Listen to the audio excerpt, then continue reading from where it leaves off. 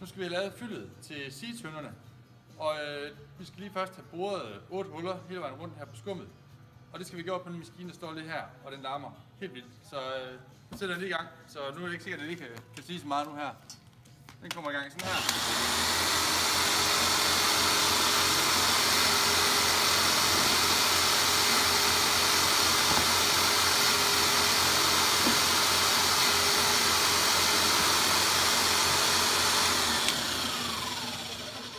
Så fik vi det gjort.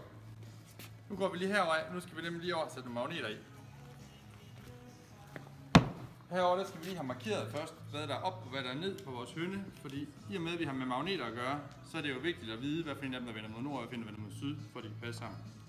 Så det markerer vi på den her måde. Og så henter jeg lige magneter. Og magneterne, dem sætter vi fast her på. Der sidder allerede en lille magnet hernede, så vi ved, hvordan den skal vende. Og det gør, at vi har helt styr på, at alle vores høner de kommer til at have den samme måde, magneterne de sidder på. Det nytter ikke noget, at der er nogen, der køber en høne nu, og så køber de igen en om et år, og så passer de to ikke sammen. Så det skal vi have styr på fra starten af, hvordan de her de skal sidde.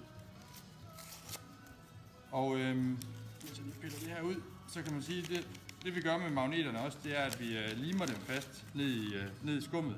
Og vi sætter dem fast med sådan noget specielt tape, som er egentlig beregnet til sejl, altså for sejlerindustrien.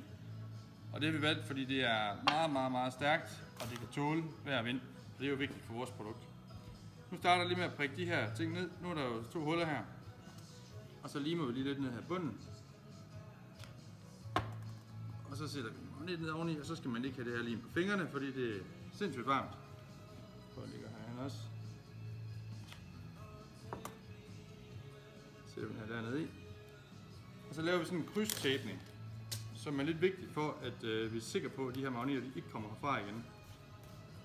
Det er jo rigtig træls, hvis de enten vender derinde, eller at de bevæger sig ud. Så det skal de ikke. Så nu sidder de i hvert fald rigtig godt fast, både med lim og med tape.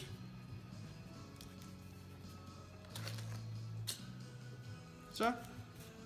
Og så gør vi selvfølgelig det samme på alle 4 sider, men det er der ingen grund til at vise nu. Nu har I forstået princippet.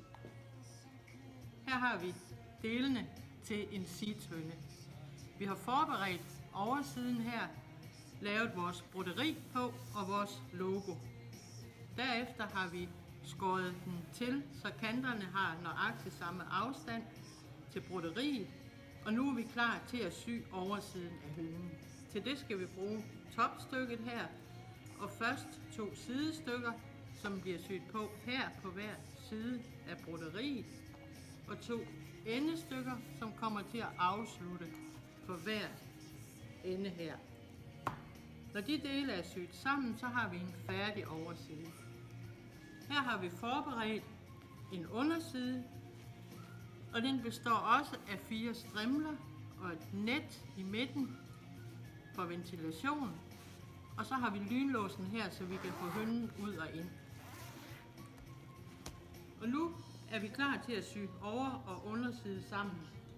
Og det foregår her, hvor vi har symaskinen, og hvor vi har lagt de 2 stykker oven på hinanden, og så syr vi.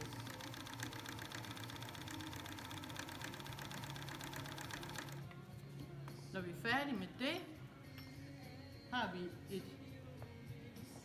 et betræk uden høne i. Vi har her vendt det, så vi har fået forsiden ud, bagsiden her. Vi har rettet hjørnerne ud, og nu er vi klar til at putte skumfyldet i.